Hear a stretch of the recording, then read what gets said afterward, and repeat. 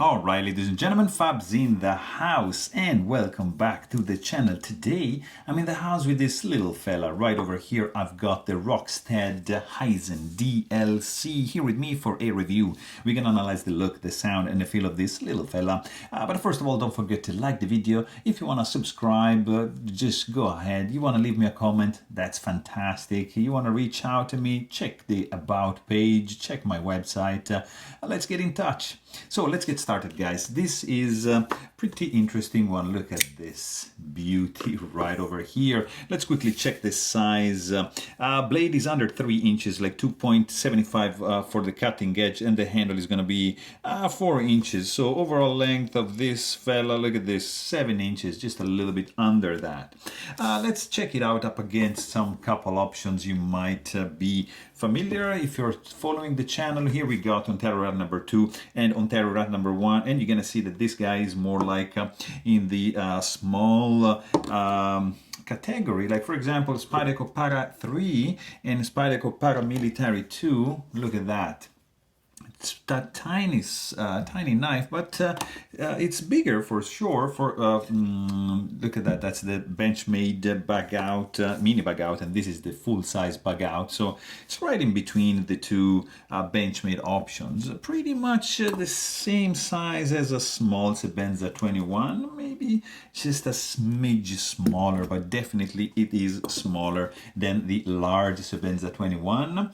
Let me just show you another couple of beauties here, because look at this blade, guys. This is just a Damacore blade on this skiff drifter, and I can also show you some bigger blades, Pocketknife, Arius, and just another couple, guys. Just hang on, because we got these beauties in the house. Haptic Prestige version 1 and Spectre Prestige version 3, and last couple, because you know, guys, I'm a Shirogoro fan. You got the Custom Division Neon NL and the Custom Division F95 NL, just to give you an idea that this guy is also a little bit smaller than the Neon, for sure smaller than the F95. And here we've got this beauty right over here.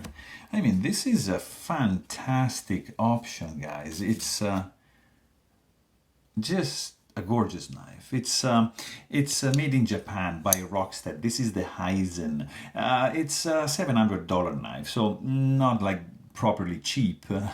It's very well made. It has some crazy touches. The handle is made out of aluminum. It's not internally skeletonized. It's already light, but I would have loved like to see some internal skeletonizations. You see, it's just like there's no pockets, but there's some nice milling going on both sides of the scales. Like these wavy patterns are like showing off some 3D machining skills. Look at this detail right over here.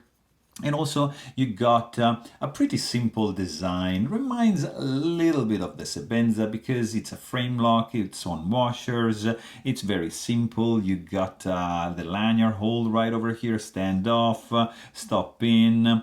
It's very similar, like from like a construction perspective, but it's really different in materials.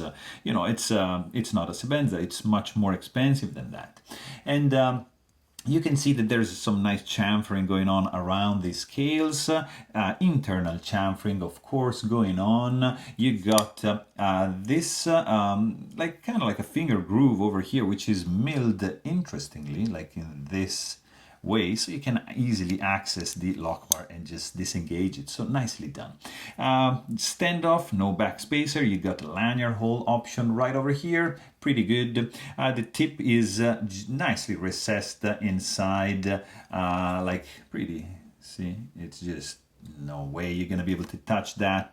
They could have improved a little bit handle to blade ratio just by shaving off a little bit of that, because look, the tip is just sitting right there, but it's okay. You get a little bit more of the handle, so that's a pretty good thing. You got an overall pretty cool look when open, nice flowing lines. You have, of course, like a T10 Torx bit screw for both the pivot and the handle screw. Pretty straightforward disassembly for this guy. You can also check my maintenance video if you are curious on how to take apart and maintain this guy. These screws are not protruding, pretty flush with the handle, so you're not gonna be able to touch them, even if this is raised just a little bit, but because it's in a groove of the milling, so it's fine. On this side is just closed. You got also like a stainless steel lock face insert, which is screwed in from the outside. Look at that, and it's also blacked out. You will basically only have the screws, which are creating some contrast with this blackness going on. This is like a black mirror, guys. We're gonna check out that in a second, because let's just check the clip first.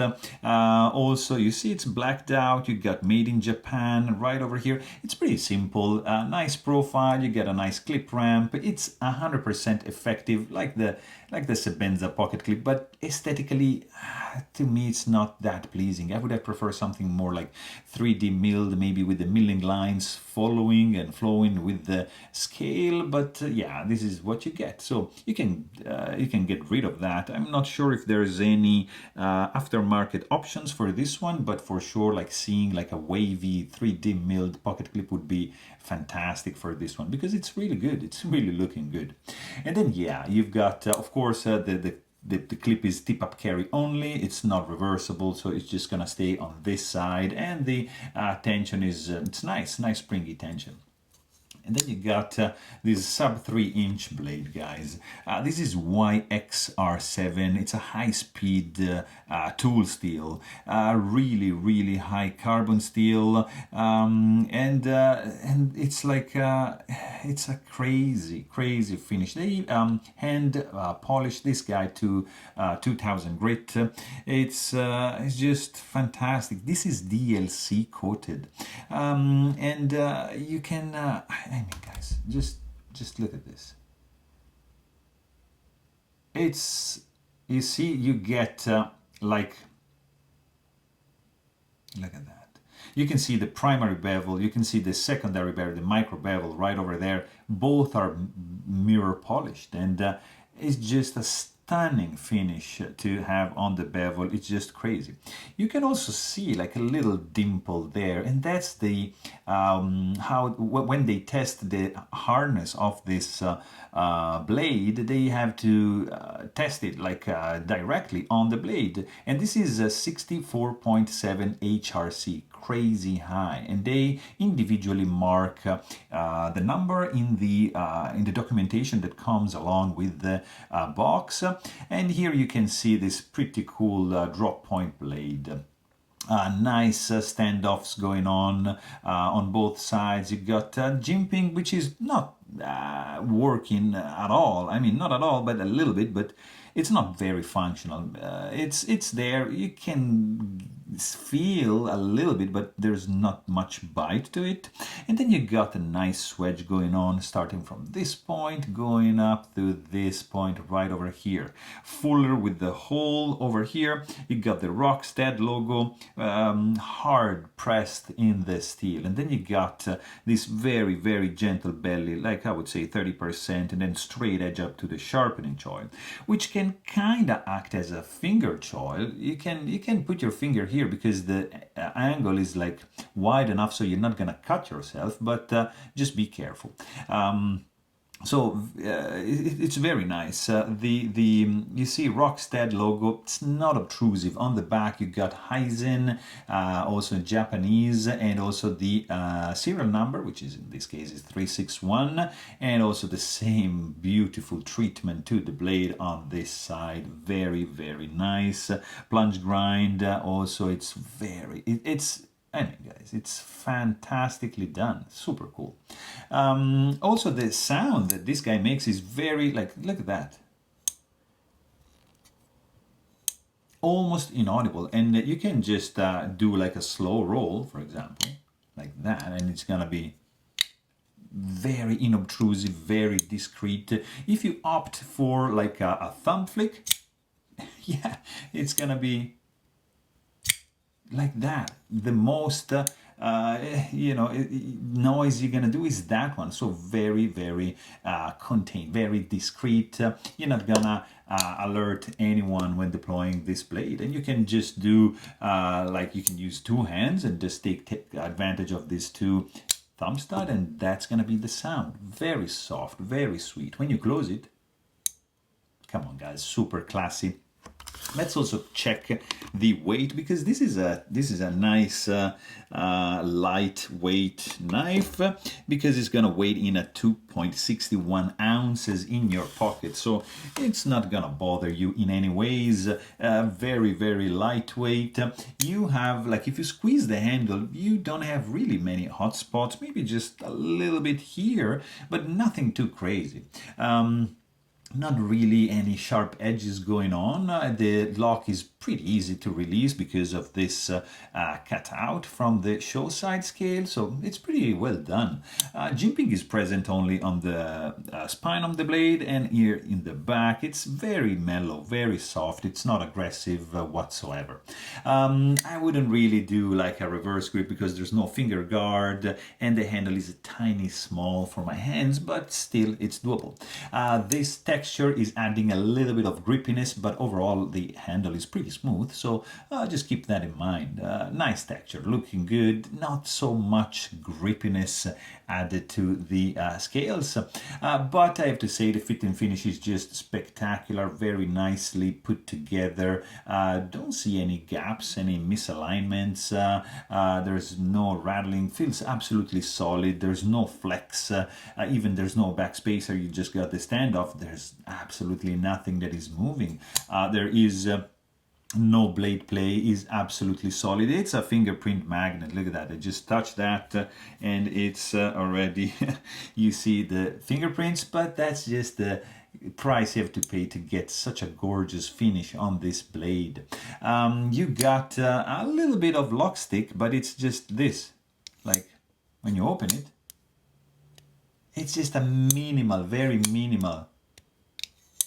Probably just because this is brand new, so I'm not worried about that. Just a little bit of pencil is gonna take care of that, but it's nothing like crazy, so I wouldn't consider that an issue.